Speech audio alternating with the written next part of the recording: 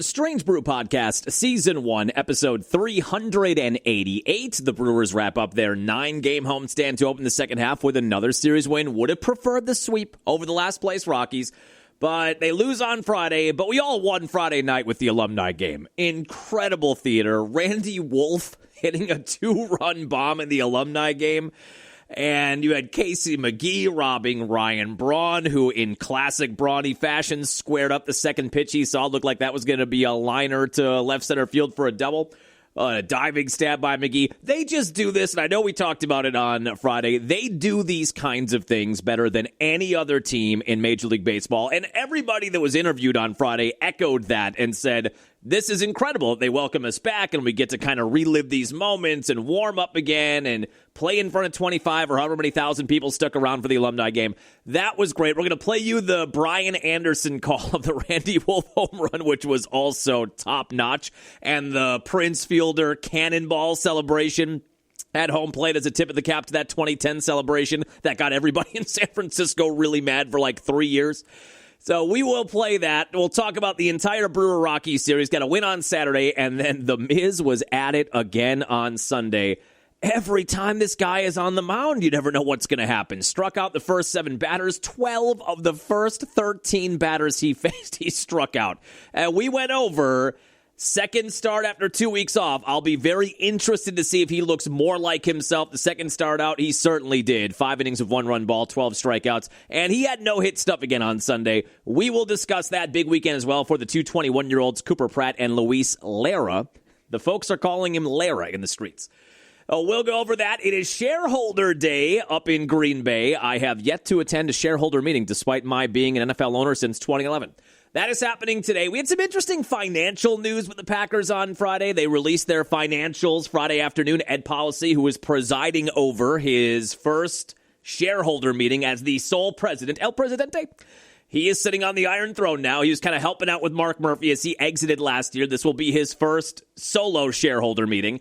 I thought some interesting little tidbits that came out of the financial releases on Friday that I'm sure he'll be going over today. But it is Shareholder Day. Rookies and injured players are reporting to camp today. First public practice is on Wednesday. Packer football is back. And we'll touch a little bit on LeBron to Philly. Did not see that coming. And we got to talk, too, about Tony Romo pulled over in Wisconsin for his first ever operating while intoxicated. Let's go. On the ground, a chance here. Durham to Hardy to first. In time! Yes! The Brewers win! Yes! Here comes Melvin to the 25, to the 20, Gordon 15, 10, 5, touchdown! Wisconsin! Record-breaking run! Morgan a smash up the middle, base hit to center. Here comes Gomez around third. A throw and the Brewers win! Here's the snap. He looks, he throws, and complete interception. And there is your Super Bowl dagger. Booker the drive, gets inside, leans in, knocked away and stolen by Holiday. Phoenix has to foul, on a pinnacle ball, throws it down. Swinging fly ball in the right center. Broxton is there, and they're the champions. They have done it. It's been a 50-year journey. Wisconsin, we've got a room at the top of the world tonight. The Milwaukee Bucks are NBA champions. Welcome in on your Monday morning. Like, rate, and subscribe. However you consume the podcast, we would appreciate a rating. A review would be above and beyond. We've had a few of those, and some of them really eloquently written. Really well put together. I appreciate that. That would be taking it a step further. All I'm asking you to do is to randomly click on a star rating, and I don't care what one it ends up being. But if you want to write a review, that'd be great too. And don't forget to email us. So Friday is a mailbag episode. I was going through this morning. We have, I don't know if we're going to get to all of them. We got a lot of Brewers stuff and a couple of trade deadline things, a couple of Bucks things, one kind of broad Wisconsin sports question. 1, 2, 3, 4, 5, 6, 7, 8, 9, 10. How many emails did we do? We've done 2 mailbag episodes, right? Somebody let me know what I'm doing here. We did 2 mailbag episodes. I think we did 4 or 5 in each of them. We can't do 10. That would be like a 2-hour episode. So I don't know. Well, we're going to parcel these down maybe a little bit and focus in more on the Brewers as the trade deadline is a week from today. So Friday, now let's cross our fingers like we talked about on last Friday. Let's cross our fingers that no major trades happen that would eliminate those 2 or 3 questions for Friday's mailbag episode. Oh, I'd be very excited if they make a big move, I guess, this week. That would be something to talk about on Friday, but that would delete like 2 or 3 questions heading into the deadline. But we will get to all of that and kind of maybe hone in on Brewer conversation and trade deadline conversation for a mailbag episode coming up on Friday. We'll get after that at the end of the week. Real quick, before we even get into anything here, I just got to do one more. I got to do one more. Why waste this tuna right here, right?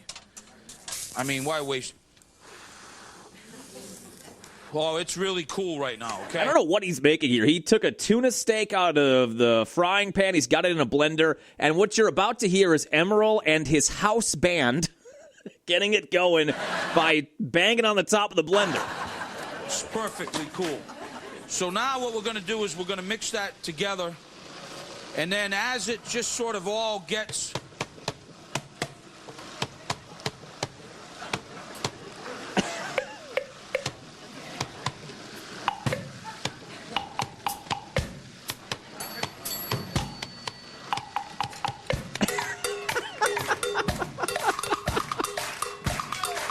Crowd.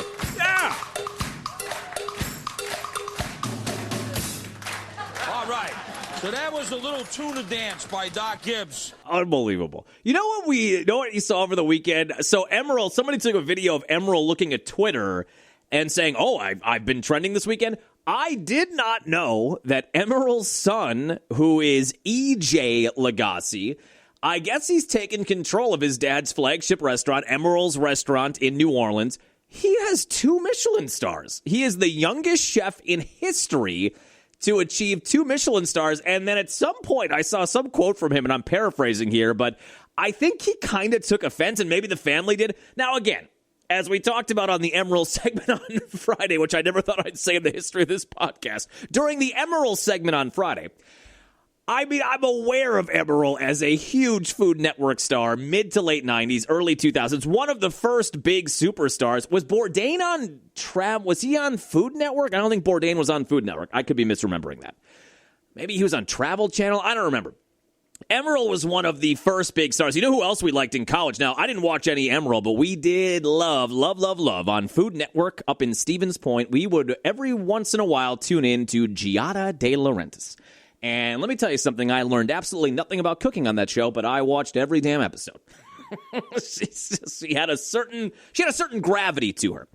So we did watch a lot of that, Everyday Italian. I don't think that's an actual show. And then didn't she start dating Bobby Flay? Is that still going on? There's a whole underworld of Food Network scandals there.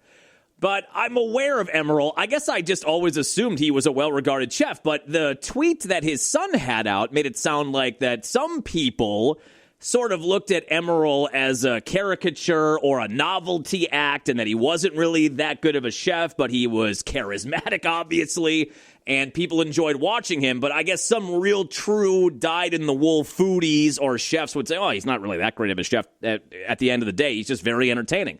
And I guess it sounds like his son, EJ, took that personally and then made it his early life vendetta to legitimize it more and kind of throw it in people's faces. 2 Michelin stars. He graduated from Johnson & Wales University, trained in elite kitchens throughout the early part of his life. I mean, the early part of his life, he's only 22. He was awarded 2 Michelin stars in the inaugural 2025 Michelin Guide American South. It's kind of amazing. I didn't realize that component of it, too. EJ Lagasse. It's like another episode of The Bear on FX. By the way, really good show that you should watch. Just wrapped up. Fantastic last season. Yes, chef. Behind. Yes, chef. Anytime we're in the middle of watching that show, and you burn through them, there's only 10 or 11 episodes, maybe 12 episodes per year, and they're only 25 minutes, half an hour. You can burn through entire seasons of The Bear in a day, basically. But whenever we're spending a week watching those seasons, anytime I'm making dinner, because I make the dinner most of the time in the house, and do the dishes now, too. There used to be a rule where the person that didn't make dinner had to do the dishes, but that's kind of gone by the wayside, too. That's all right. I don't make as much money, so it's okay. So I can make dinner and do the dishes. That's fine. I don't care. I'm working a gentleman's 30-hour work week here. I can facilitate that. But whenever we'd watch that show or be in the middle of watching that show, I would institute like Bear policies in the kitchen. Behind. Yes, chef. So I didn't realize that his son, 22-year-old EJ Lagasse, has 2 Michelin stars already in his young career. Pretty amazing. All right, I think that's it for Emerald content. I think that should do it probably for the history of the podcast, I would think, in Emerald content. Before we hop into the Brewers, I do just want to bring up the Tony Romo. What a scene on Twitter. Was it Friday that this news broke? So Tony Romo was back in the state. I guess he was born in California. There were a lot of people in Facebook comment sections because other commenters would say, oh, born and raised in Wisconsin. You can take the Wisconsin out of the boy, but you can't take the boy out of Wisconsin. And then you had a bunch of people say, actually, there's always the actually people. Don't be an actually person in a Facebook or a Twitter comment section, please, with little stuff. Now, with important stuff that might need to get corrected, fine. But with little details like this, there's always the actually. Actually, he was born in California. He was raised in Wisconsin, but he was born in California. But I guess he was back in town for a golf tournament, and we all know Tony Romo, very good golfer, and has he threatened to be on the PGA Tour? Not like he threatened them, like I'm threatening you, I'll be on the PGA Tour. Like I think at points in his career, he could have maybe made the cut at certain events. And didn't he at some point at the U.S. Open? Was he not trying to do something there? But he was back in town for, I'm pretty sure, just kind of a fun golf tournament in the Milwaukee area on Friday. And I guess I saw he shot a 35 over par, which is very relatable. And if he shot a 35 over par, I probably would have shot a 75 or 100 over par if that's what he's shooting. So he had a rough day on the course. And he got pulled over, DUI or OWI, I forget what he actually got pulled over for. But the picture, the mugshot of Tony Romo. Hold on, I get my Tony Romo here. I don't know, Jim.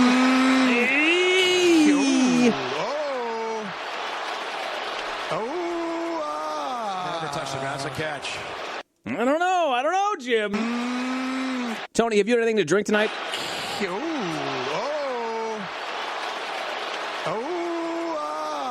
That's a catch. Is that a yes, sir? But the mugshot of Tony Romo. I had a buddy text our group chat because in the story it said he got pulled over on I-43 South at 6 p.m. It was on Thursday, so after day one. 35 over on a Thursday. He's probably having a couple 2-3 beers after that.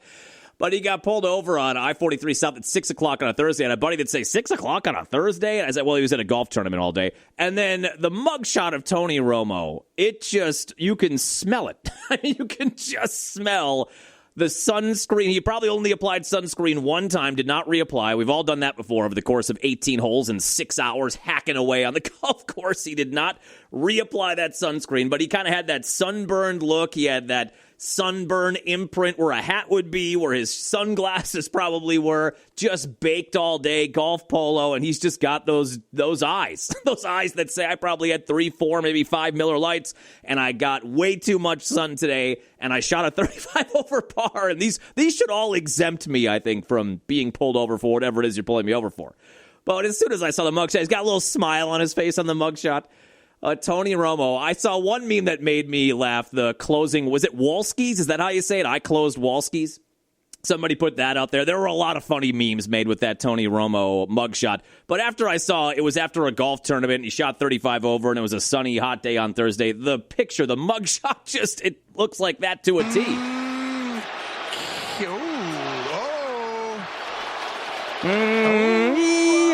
don't know, Jim. That's a catch. So in Wisconsin, that's a slap on the wrist, the first one.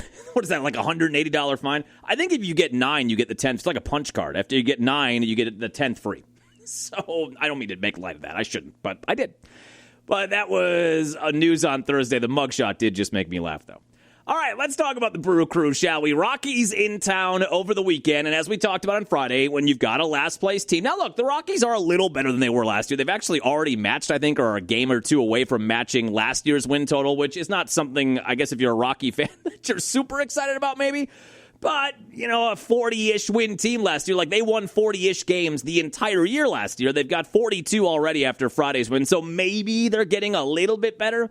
They have not really been a relevant team since the 2018 NLDS when the Brewers beat them in 3, swept them, and blew them out in Colorado for Game 3. Ever since then, it's been kind of a nightmare to be a Rocky fan. My wife and I went to a Rockies-White Sox series last year. Now, the White Sox, which hat am I going to have to eat? Now, the White Sox are quite good this year, quite a lot better than any of us thought. They are in the running to win the AL Central. But last year, the White Sox were coming off of, heading into last year, a record set for the worst record of all time, and the Rockies threatened that record last year. We went and watched 3 games at Coors Field, Rockies v. White Sox. It was just dreadful baseball last summer. But the Rockies are getting a little better. I will say this about Colorado. The offensive lineup, I mean, their 1 through 6, 7 is not really that bad. They've got some good bats in there. Jake McCarthy is hitting over 300. Hunter Goodman, their catcher, 2-time All-Star now. He's hitting 260. He's got 31 home runs, top 5 in home runs. They've got a lot of guys that can square up the baseball. They just have absolutely no pitching. But when they came to town on Friday, like we talked about on Friday, when you've got that kind of a matchup and the Brewers have been going as good as they have and as bad as the Rockies have been, you can never assume a sweep, but you can kind of hope for one. We all kind of hoped we'd get a sweep out of this. Unfortunately, on Friday, the Rockies kind of spoiled the beginning part of Alumni Game Friday.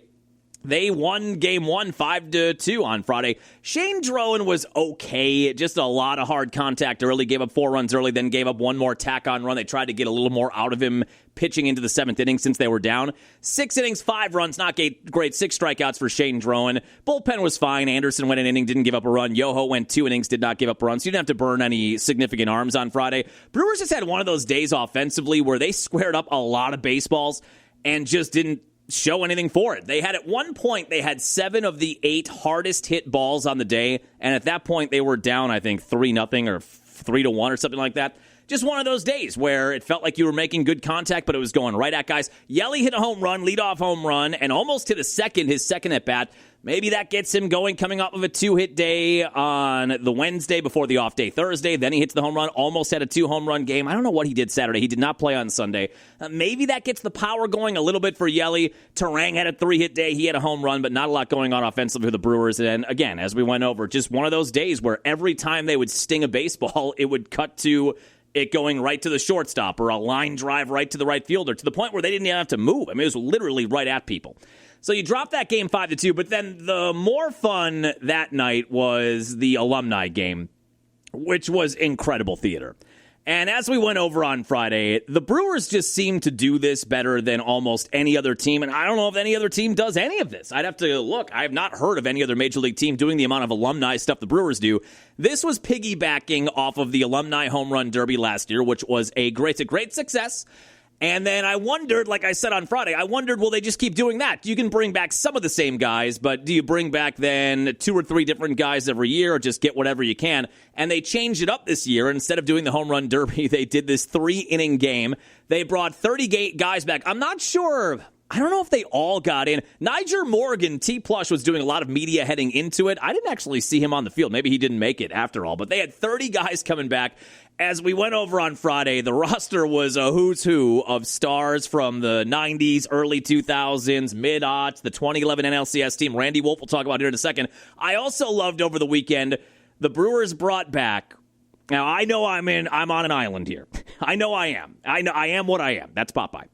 I know I am. The ball and glove logo, the 80s Brewer logo, which was the logo all the way through, I think, the 92 season.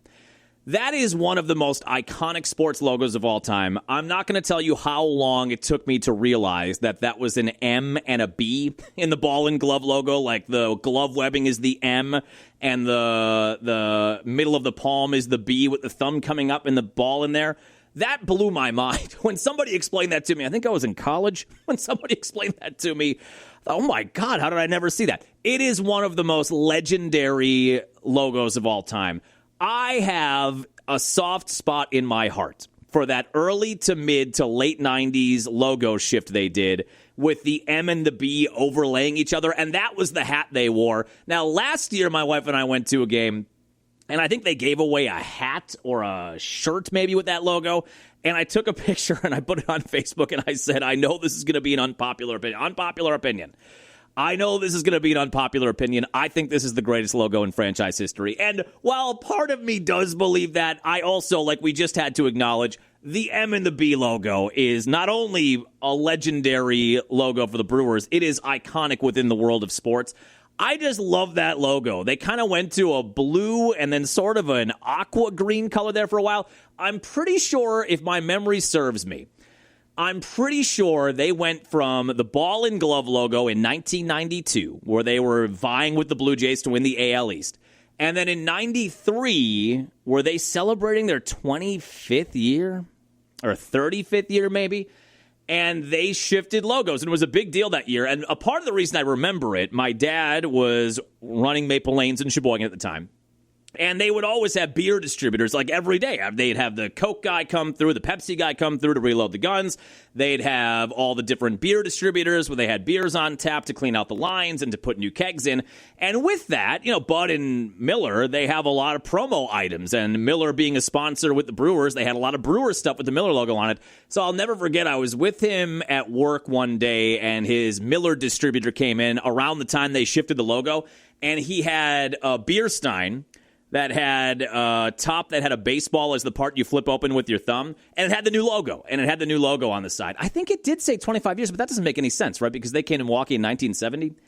So that would have been, well, yeah, I guess, or 69. I don't know. Maybe the math does work. Maybe it was 25 years. And I just remember getting that. He gave the mug to me, and I don't know, for that reason, and probably around that time, I think 92 was the first year I started to kind of watch the Brewers and that battle with the Blue Jays for the AL East championship. I have a real soft spot in my heart for that logo because it's as I'm starting to really get into baseball and the mug that I had.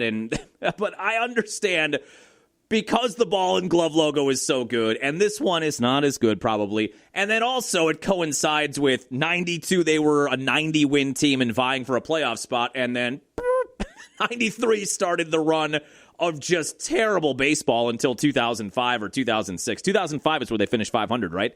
So 93 started the run of 12 or 13 consecutive seasons where they didn't even finish above 500. So I understand for a lot of people there's not a ton of nostalgia connected to that logo.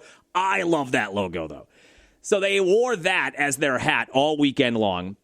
And then in the Alumni Game, two big moments to me. Number one, Ryan Braun, and this might connect to an mailbag question that we can go over on Friday. Ryan Braun, I think, has a big hand in putting these together. It seems like he did last year with the Alumni Home Run Derby, and it really seems like he did this year. He seems to be the guy. Like, he's mic'd up during the game. He's doing a ton of interviews with Sophia, with BA and Rock. I'm not sure he's sending all of the emails out. Like, I'm sure some marketing director with the Brewers is in charge of a lot of that. But I feel like Brawny's the lead guy that's getting these dudes together. And he hit a line drive. He goes up to hit, I think, in the second inning of this 3-inning game. And he looks like he could still play. Like, if you put Ryan Braun on Sunday, if he would have stuck around on Saturday and Sunday and you hit him 6th, I think he goes 2 for 8 over the weekend at least with a double and a single and maybe an RBI. He just looks no different than he looked when he hung him up at the end of the 2020 pandemic season, which is a sad, sad ending to a great Brewer career. And I know there are pockmarks on it and whatever gummies and clears or creams he was using in 2011 to help keep himself on the field the year he won the MVP. And then the next year, where I'm sure he was getting tested every other week, he actually had a better year and finished second in the MVP voting. But it's sad that his last year was 2020. He never got, that goodbye tour. He never got those last ovations. I mean, now you do with the Home Run Derby last year in the Alumni Game this past week. But he never got that during a game. If we knew 2021 was his last year, it would have been a whole farewell thing for the final month of the year. He would have gotten a standing ovation every at-bat. It's a shame that his career comes to an end in a year where there couldn't be fans, where there were cardboard cutouts of fans and not real fans. But he looks like you could throw him in the everyday lineup and he could still hit. And he did. He squared one up. It was a classic Brawny swing where he hit the meat of the bat, squared one up, looked like it was going to be a line drive single or a double to the gap. And then Casey McGee, pushing 40 years old, dives at third base and makes an incredible play, and the crowd's going, ooh. And Casey got up, and they interviewed him after that, and he said, I'm going to pay for that tomorrow. He said it's instinct. It's still, they're not that far removed. A lot of those guys aren't that far removed from playing, and you still have those instincts, and even if the body doesn't want to do what you think it can do, you still have those instincts, and he dove, and he snared it, and then Brawny kind of ran out after him and said, oh, come on. I had one squared up for a hit, for a classic Brawny hit, and you do that?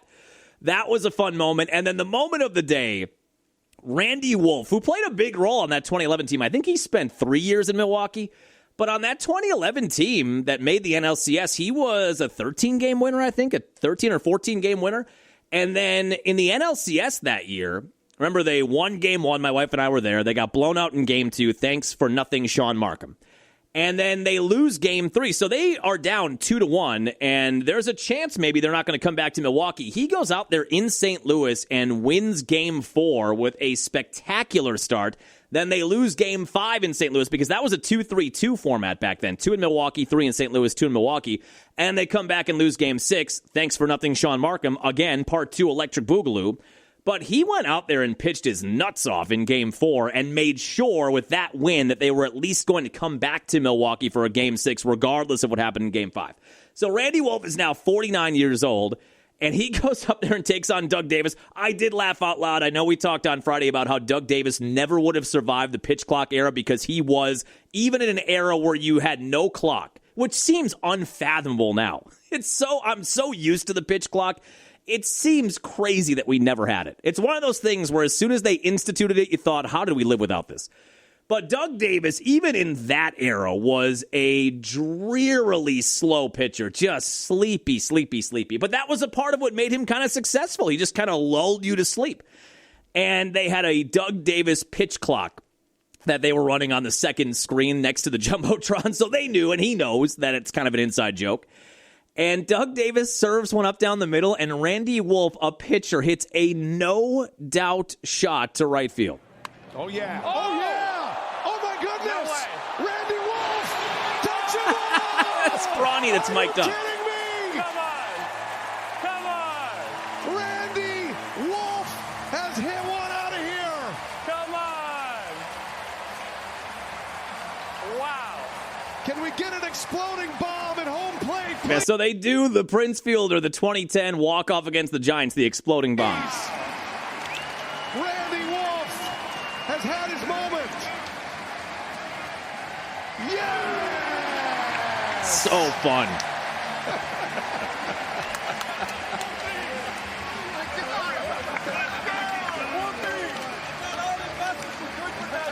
Did you have Randy Wolf as your guy to hit a homer? Now, it looks like Randy Wolf has been hitting the weights in his post-playing career. His arms are huge. And he pitched too, and he still had a little bit on it. One of the things that I found funny about the Alumni Game is Giovanni started, he was lobbing him in there, and Sheets got out there. He looks like he's in great shape too, and he was kind of lobbing him in there almost softball style. But there were a couple pitchers, and Randy Wolf was one. Carlos Villanueva was another where they said, I'm going to pitch a little bit. And they used a little breaking ball. Looked like Randy Wolf was maybe throwing the low 80s still with a facsimile of a fastball. I also love on this call how Brian Anderson gives you the Kool-Aid Man call. Oh, yeah. Oh, yeah.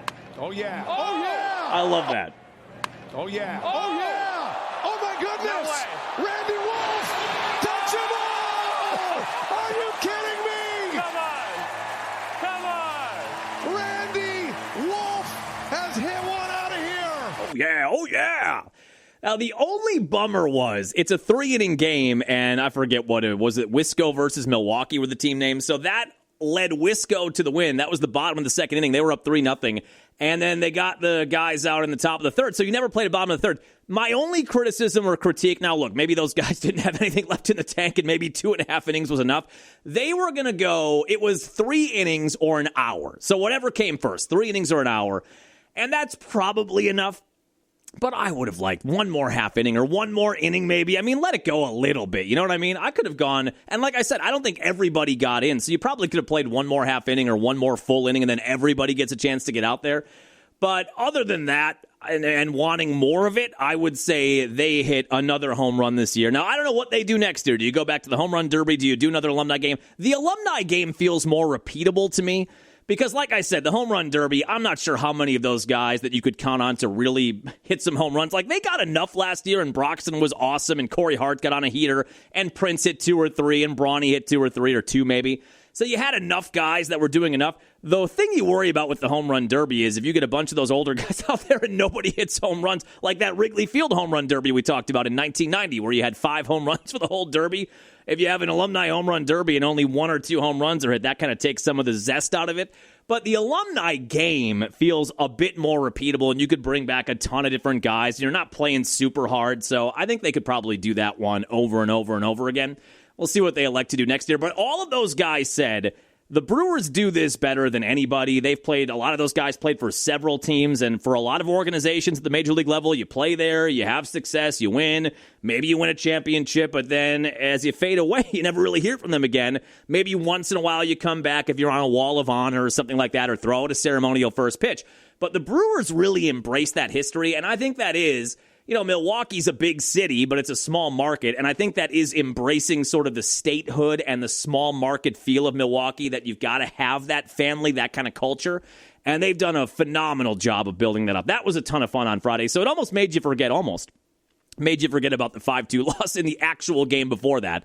But that was a ton of fun. So then Saturday, you had Robert Gasser on the hill. Really nice start from Gasser. 6 innings of 2-run ball. Brewers had an 8-2 lead. So Saturday and Sunday, Cooper Pratt and Luis Lara, I'm getting better. I'm slowly but surely. They both had huge games. It's just so encouraging when you have two 21-year-olds that are under contract for possibly a decade each. Pratt's contract was 8 years, but 2 club options, and Lara's is 7 years, but 3 club options. So they could have both of these guys in Brewer jerseys for literally the next decade. And the fact that they're both up already at 21 and they're both having a big impact. On Saturday, Lara had 2 hits. He had 3 driven in, 2 runs scored. Pratt had 3 hits. He had a home run, his second home run. He had 3 driven in. And they both had multi-hit games on Sunday as well. Now, the Brewers had an 8-2 lead. And in the 9th inning, they were trying to get Lance McCullers Jr. to give them, was it 2 full innings or 1 full inning? 2 full innings. So we talked about when they made that trade. They traded Prince Fielder's kid Jaden to the Astros a week or a half ago or 2 weeks ago. And they brought back Lance McCullers Jr. and Colton Gordon, the 27-year-old lefty. Gordon's in AAA Nashville. When the trade happened, my reading from a lot of the bloggers and podcasters and reporters that I follow, they were curious to see if they could resurrect Lance McCullers Jr. As we talked about after the trade, McCullers Jr. was a massive part of the Astros World Series championship in 2017. He started World Series games that year. He started World Series games in 2022. He was at the end of a 5-year, $85 million deal. This was a key player on a franchise that has been in the mix or in the World Series or winning titles for the better part of a decade. Now, he clearly is at the tail end of his career. Several injuries, missed complete seasons. I think the Brewers were intrigued with what maybe they could do with Lance McCullers Jr., but my understanding when that trade got done was that they were more interested. The trade was more about getting Colton Gordon and relieving some of the salary of the McCullers deal off of Houston. So I think the Brewers paid $2 million of whatever was left on the McCullers Jr. salary, and that allowed the Astros to get under some kind of luxury tax realm that they were living in. So they kind of did the Astros a favor. Here's Jaden Fielder. We'll take on some of this contract. It gets you under the tax threshold, but then we want Colton Gordon. That's kind of how it feels like it went. Now, McCullers Jr., his first appearance gave you 3 innings of 2-run ball in relief last week. And then they were trying to get this to the finish line where he would pitch the final 2 innings. And he just couldn't quite do it. He had a scoreless 8th inning. He came back in the 9th inning, had 2 outs in the 9th inning. He was just walking a ton of guys, had 4 walks. And eventually the Rockies score 3 runs, and it becomes a save situation at 8-4, 8-5. So they had to bring McGill in for the final out. When you are up 8-2 in the 9th inning against a last-place team, the absolute last thing you want to have to do is to bring in any kind of leverage arm. So McCullers Jr. couldn't finish it off, walked a ton of guys. You had to bring McGill in to get the final out of that game, and he did, save number 17 on the year. But that's never a good look. I don't care what your pedigree is or what your resume is. That's the last thing. McCullers, it feels like you've got a lot of guys that have carved out their niches, and it looked like McCullers Jr. was going to be the guy where if you're up by a lot or down by a lot, he could eat up innings and save leverage arms in the bullpen. That was going to be his role. But then you walk 4 guys, it forces them to bring their closer in, so that left a bad taste in, I think, everybody's mouth. And then I woke up on Sunday morning and they released him. They DFA'd him. So, again, it does appear at this point, especially now with that news where he had 1 bad outing and they released him, it does feel like this was more about they want Colton Gordon, the 27-year-old lefty who has had really good success at the AAA level, has not had great major league success with Houston, and we'll see what he does if we see him this year or in years coming up. But now that the McCullers Jr. part of it is already over after 7 days, what I was reading then, I truly believe now. This was about paying off some of that contract, getting Houston under that salary tax, and getting the lefty Colton Gordon. That's the guy they really wanted in this trade. So the McCullers Jr. thing does not work out, but the Brewers do hang on for an 8-5 win on Saturday. So on Sunday, you're going for the series win and a 7-2 9-game homestand, and Jacob Misiorowski is on the hill. And every time this guy pitches, you don't know what's going to happen, but it's probably going to be good. So he had 2 weeks off before his first start of the second half, and they only threw 65 pitches that first start back. As we went over on that podcast, which I think was last week Monday, I am just curious to see how they are going to handle him and the innings load and the fact that he is the most critical player on this team. If this is going to be a team that makes a run back to the NLCS, that wins in the NLCS, that maybe makes a World Series, wins a title, wins a pennant, whatever, he is the most critical part of that, and his health down the stretch run is the most crucial part of that. How are they going to handle the innings when he's already approaching a career high in innings? So he only had 65 pitches in 4 innings his first start back. I said I'll be really curious now his next start, which was yesterday, if he'll look more like he looked in the first half, because that first start back against, I forget who it even was against. That first start back where he went 4 innings and had 1 unearned run and his velo went down quickly against the Mets. That was on Monday against Freddie, last Monday. So his velo was great in the first inning, was good in the second inning, fell apart in the third inning. The mechanics looked bad by the fourth inning. He was still successful, but they pulled him after 4 innings and 65 pitches. On Friday, we talked about, I'm very curious to see what he looks like now that he's had 1 start to kind of build himself back up. And he did look on Sunday a lot more like himself, and he was absolutely filthy dominant. For the first part of that game, he struck out the first 7 batters that he faced. 7! How about Mug? 7 straight batters. That's a franchise record. He struck out 12 of the first 13 batters he faced. I texted a bunch of my buddies, a bunch of different group heads, and I said, what in the world are we watching? I've never seen that. He struck out the first 13 batters he faced. He struck out 12. How boring was it to be on the Brewer defense for the first half of that game yesterday? You didn't move an inch. And he was throwing 103, 104, just carving guys up, high fastball after high fastball. Let me see if I can get that audio back up. I used it this morning on the morning shows. He talked about how, here we go, his fastball usage. So they asked him post-game, 80% of his pitches yesterday were fastballs, just hot, stinky, high, stinky cheddar, whatever.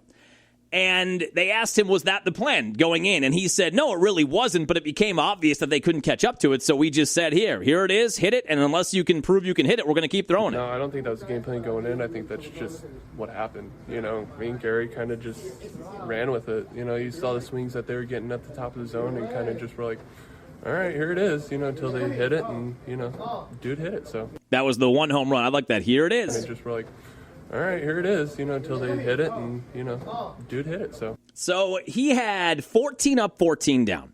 And I already saw, heading into that 5th inning, just the way he was dominating guys. I saw all over Twitter different people, different Packer reporters that I follow that were watching the game, different Brewer reporters that I follow that are obviously watching the game. And after the 4th inning, where he had struck out, 11 then of the 12 outs were strikeouts. By the way, first time that has happened, 4 no-hit innings and 11 strikeouts in those first 4 innings. First time that's happened since 1920. They were throwing a rolled-up wet sock in 1920. So that's another feather in his cap. But you saw a lot of people tweeting the eye emojis and saying, if someone you know is a Brewer fan, they're not watching this game right now, you might want to let them know. Because it just felt like he had no-hit stuff. He had that kind of stuff. Now, I texted one of my buddies and said, I bet you any amount of money. I think I texted him after the 4th inning when people were starting to get a little buzz going about, boy, he's really dominating. Like, is this the day this is going to happen? And I texted my buddy and said, I would bet dollars to donuts right now, that dollars to pocket pancakes, that Murphy wants somebody for the Rockies to bloop a hit or to squib one through or to beat out an infield single, because he was not going to stay in for a no-hitter yesterday. There was no chance that was going to happen. Like I said, 65 pitches, his first start back, and they're trying to build him back up almost like it's a mini spring training. There was no way. He ended up throwing 83 pitches yesterday, 83. I think the most they would have let him go, even if he's feeling good, and I guess it sounds like he wanted to come back out for the 6th inning, but why? I don't think they let him go much beyond 90 or 95 at the most. And that was not going to be enough to get a no-hitter. But you just know, Murphy would not have hesitated. If Mizorowski had a no-hitter going through 7 innings and he's at 97 pitches, they weren't going to put him back out there for the 8th inning. And Murphy is not afraid to pull him. But you know, he doesn't want to be the guy when this franchise has not had a solo no-hitter since Juan Nieves. You know he didn't want to be the manager who would pull Mizorowski when he has 7 no-hit innings with 13 or 14 strikeouts, because it doesn't matter if you're going to win this game anyway. This game, as fun as it is to win on a Sunday and as fun as it is to watch the Miz, and maybe you see a no-hitter, this game means nothing in the grand scheme of what you want this season to be. So he would not have allowed that to happen, but I think deep down in places he doesn't like to talk about at parties, I think deep down Murphy probably thought, God, please somebody get a hit. And then I don't have to be in this awkward position of pulling a guy after 6 or 7 no-hit innings who probably is going to throw a no-hitter at some point in his life. I know we talked about that coming out of the Philly game my wife and I were at, the complete game shutout, 1 hitter, 15 strikeouts, less than 100 pitches.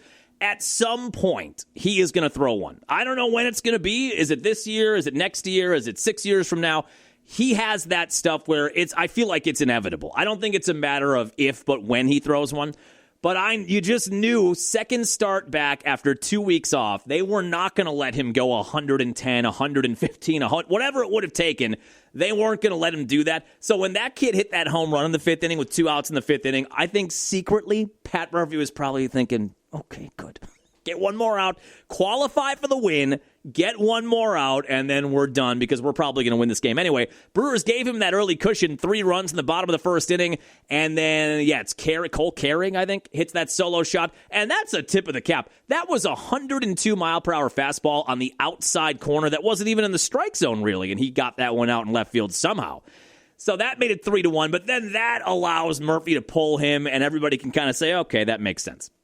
So he ends up going 5 innings, 1 run, 12 strikeouts, no walks. Just absurd. And the Brewers blow the game open in the 6th inning. 5-run 6th inning. Vaughny hit a home run. Lara hit a 2 RBI double. Cooper Pratt 2 RBI double. Jackson Churio RBI ground out. Later in the game, Gary Sanchez RBI double. Lara an RBI double again. And Vaughny hit a sac fly. And the Brewers end up rolling 11-2. Rockies had a position player out there pitching by the end of it. So you get the series win.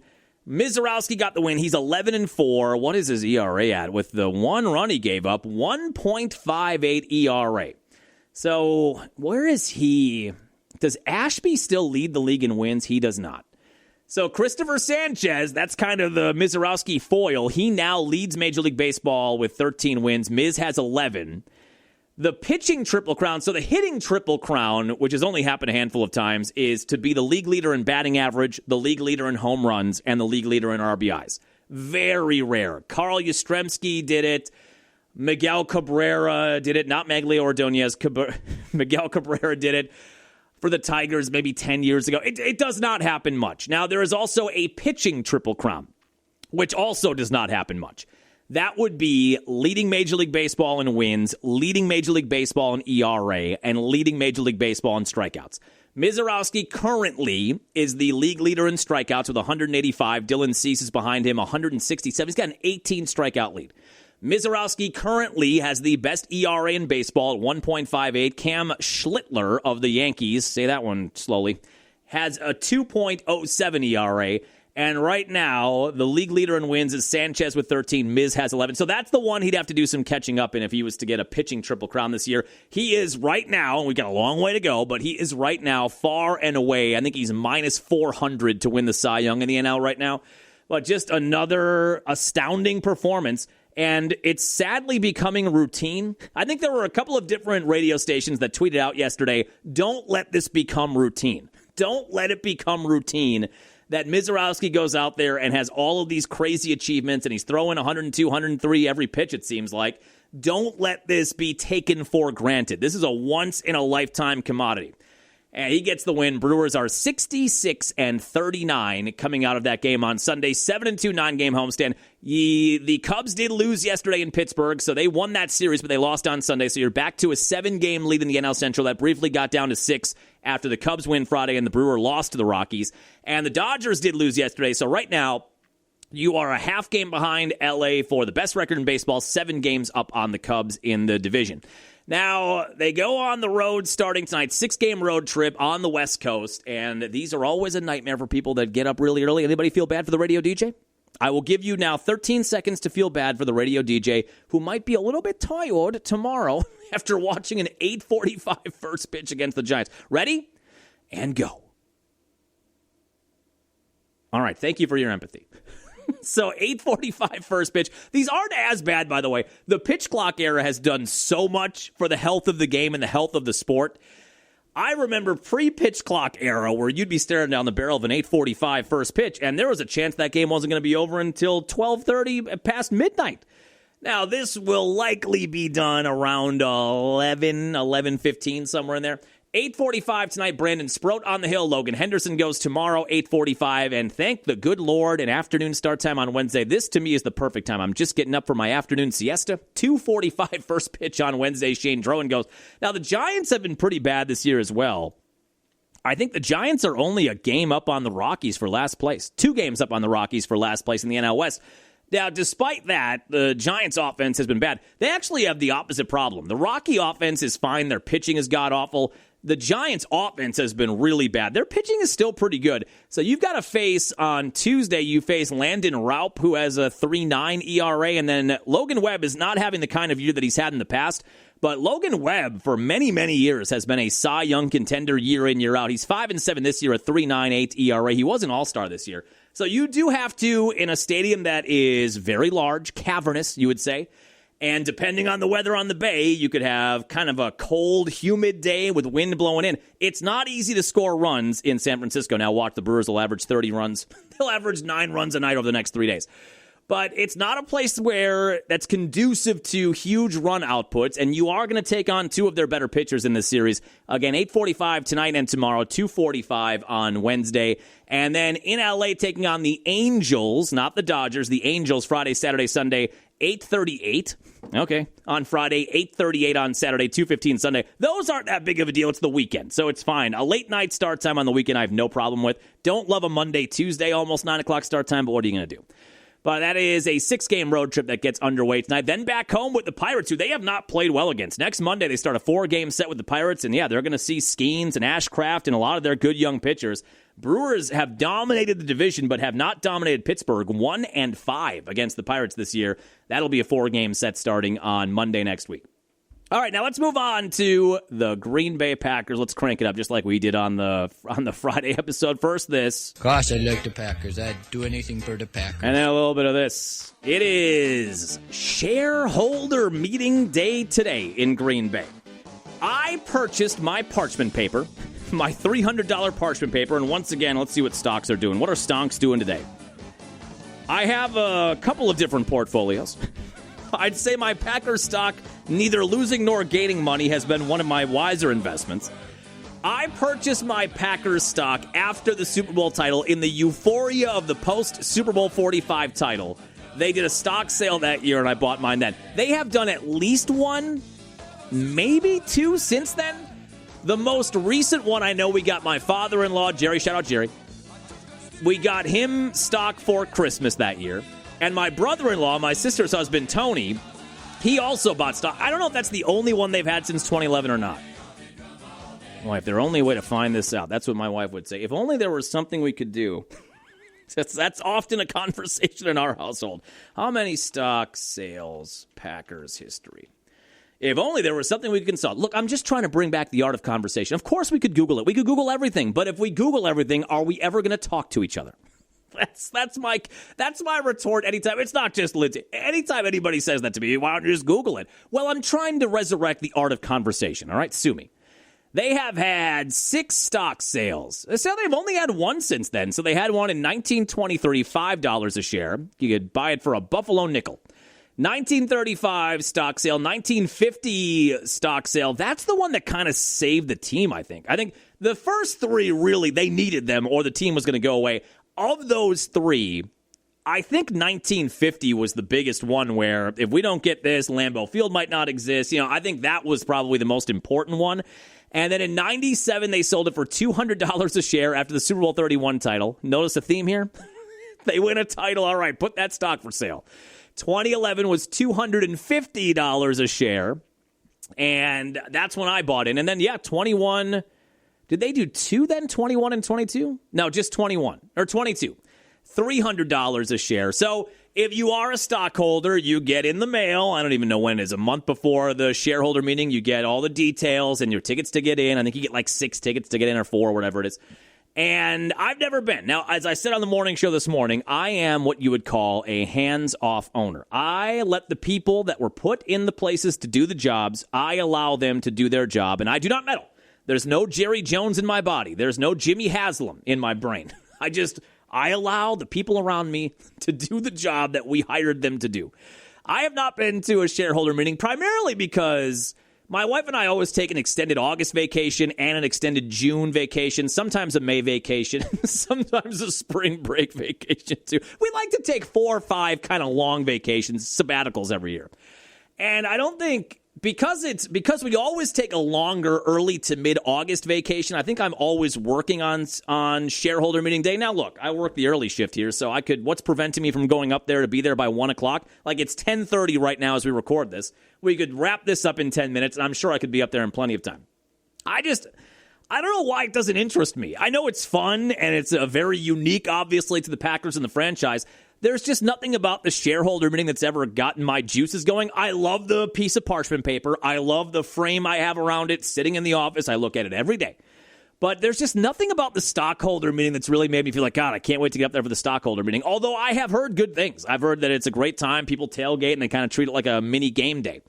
But that is today. Now, with that said, there was some interesting stuff that came out. I don't know if I've got good audio here. Or maybe I got the Ed Policy audio right here. So, as is the case, because they're a publicly owned team, the Packers had to release their financials heading into the shareholder meeting today. So they released their financial report for the previous year on Friday. By the way, I had never thought about this until today. I forget what sports radio or podcast I was listening to that talked about how other teams probably really dislike that the Packers are a publicly owned team for a variety of reasons because, number one, it's not like they're kind of, I don't even know, does Ed Policy and Mark Murphy, do they vote? If there's ever a vote, do they vote? I don't even know. If there's a vote among owners for some reason, does our president make that vote for us? Maybe. I honestly have no idea. But one reason that I think other teams probably truly dislike that the Packers are a publicly owned team is because they have to disclose their financials. So, like we found out on Friday, every team in the league got $130 million or $120 million because of the ESPN purchase of NFL Network. Each team got a dividend. Now, most owners that are billionaires, multi-billionaires, and any sports owner, or really any owner of any company, they don't want to open books. It's the last thing they want to do. They'd rather have an emergency root canal with no anesthesia, with no numbing, than have to open up their financial books, because the more people know about the amount of money they're making, the less likely it is that the public or the fans will be receptive to ticket increases or merchandise price increases or not signing players or not bringing back free agents. They can have this kind of cognitive dissonance if you don't have that number out there, if the fans aren't aware of what's coming in and what's going on. You could say anything. Like, we don't know. Brewers fans don't know. Mark Atanasio always kind of makes it sound like they're the sisters of the poor and that they're just kind of scraping by year to year, but we don't know. No one's opened those books. That could just be a lie. He could be making hundreds of millions of dollars every year. And if we knew that, already we've got Brewer fans that are upset that they don't spend more money in free agency. They don't make the big splash moves that would maybe put them over the top. If we found out tomorrow that the Brewers made $250 million in the fiscal year last year, and they're on track to make $250 or $275 this year, that would make the fact that they don't spend money on free agents look even worse. So owners do not want people to know, for a lot of reasons, what money is coming in and what money is going out. But because the Packers are publicly owned, they have to disclose that. So any dividend that every team gets, everybody finds out about it because the Packers had to put those numbers out there. Now, the Packers ended up making record revenue, but also had record operating costs. They made, hold on, now I lost the email here. They made $753 million in revenue, but they had a $754.1 million bill in operating costs, so it's a net loss of $1.1 million. It is the first loss they've had in operating since 1990, non-pandemic year. Everybody lost money pandemic year. But in the first time since 1990 in a non-pandemic year, they actually lost money in operating. Now, they do report a $132.5 million net income due to non-operating revenue, including corporate investments and the team's share of ESPN's purchase of NFL Network, which was state-owned media. So I don't know what that end money was. It must have been well into the billions if everybody got like a $100 million check. So they had to disclose all that on Friday. But I would think other NFL owners really hate that part of the Packers being a publicly owned team. Otherwise, no one would know what that money was. But because the Packers are that lone outlier, we all find out about that. So they announced that on Friday. I do think Ed Policy had some interesting things to say about the money and how this team, being a publicly owned team, has to operate and do things a little differently than other teams can do. Now, first of all, he said, fear not, we are going to be competitive. Our financial status is in a good situation. Solid financial footing. Yeah, that's what I was worried about. It's going to be super quiet. Hold on, let me see. Very strong balance sheet. All right, Ed Policy, calm down here. I think we boosted this on the actual thing we used on the soundbite we used on the air this morning. How about this? Number one, the Packers remain in very solid financial footing, and we're in a very strong position. We've got a very strong balance sheet. But number two, we have, I think, shown through these financials that we're going to invest whatever it takes to field a championship caliber team. All right, love hearing that. But then you had this follow-up, which I thought was interesting in the way that he positions how it's different for the Packers than any other team. Because if you're any other team, you can sell a million different minority stakes and basically invent cash. Now an NFL team, it's much easier for a team to sell a minority interest, say 5 or 10% of their team. They're not giving up any controlling interest, and They can raise more money in a matter of months than we have in our entire corporate reserve fund that took us 30 years to raise. So that is leading to a little bit of an arms race throughout the NFL. Whether that's to pay for players, to pay for coaching staffs, or to pay for facilities. That's why we have to be a little more aggressive, and we have to be a little more forward-looking, and maybe even a little more creative about how we generate and how much money we can generate. You could probably just do another stock sale, too. As he was saying that, I was kind of thinking, you could probably do a stock sale every 5 years. At what point do we think the cachet of that would wear off? They've got to have an idea, right? They have to have behind closed doors, because that's probably been brought up, where on a year like this year where you lose money in an operating cost, somebody in that board meeting probably said, well, what if we just did a stock sale? Well, you can't do one every 2 or 3 years, because I would think at some point the shine would wear off of that. But I wonder in their minds what that time frame is. So they just did one in 2021. If they did one in 2030, do you wait a decade? They've got to have some kind of algorithm or some kind of idea where the interest will still be there where you'll sell a bunch. But if you're doing one every couple of years, then I think at some point it probably loses its cachet. It's got cachet up the yin-yang. So that is a way they could do it. But I had not thought of that. I had not thought of how other teams can just sell off those minority stakes and build up a lot of money kind of like that. And everybody wants a piece. If you have that kind of money, everybody wants a piece. If you're in the hundreds of millions or billionaire status and you're into sports, I think everybody, right? And that would be my dream. If I had that kind of money, that's the first thing I would do, would be to invest in a sports team. So that is a readily available way to make cash for those teams that the Packers don't necessarily have unless they did a stock sale. I thought the financial step was interesting. Maybe I'm becoming an adult. It's the first time in my life I saw the financial information come out on Friday, and my interest was piqued. Maybe I'm growing up. But that is today up at Lambeau Field. They get her cranked up at 1 o'clock. I think the gates are open at 11 and the atrium open at 8 o'clock. But one of these years, I do just kind of want to check it out just to see what it's like to be up there on a day like that. So the rookies and the injured players are reporting today. Veterans report tomorrow, although I think a lot of them are going to report today. And the first public practice, I can't believe it, is already on Wednesday. And at that point, the first preseason game is August 13th. That is 2 weeks from this Thursday, the first preseason game of the year already. You know what else I've never been to? I think we talked about this in the podcast last year. I have never been to a public practice. And every person that I know that has lived in the Green Bay area, they have all gone to at least one. And everybody says it's just a ton of fun. You chop it up. Fans are out there. I think they have concessions. Is there a beer guy? Is there a way you can have a cold one? A couple 2-3 cold ones? Don't drive, though, like Tony Romo. Don't drive home learn from Romo. Learn from Romo. How many times, what do you think the over-under was when Tony Romo got pulled over? They had to recognize him, right? What do you think the over-under was on the amount of times Tony Romo said, come on, guys, come on? What would you put that at? 4.5, 5.5? Come on, guys. Come on. It's 0.19. It's not that big of a deal. I'll sign a football for your son. Does your kid like football? Well, you wouldn't want to drive home then. I think they have concessions, though. That two things I have never done. And I love the Packers. I do anything for the Packers, as the clip says. I have never been to shareholder day, and I've never gone to a training camp public practice, although I've heard good things about both. But that first public practice is coming up on Wednesday. Real quick before we get out, a little bit of NBA. LeBron was a shocker. That was a stunner on Friday, right? Was that Friday?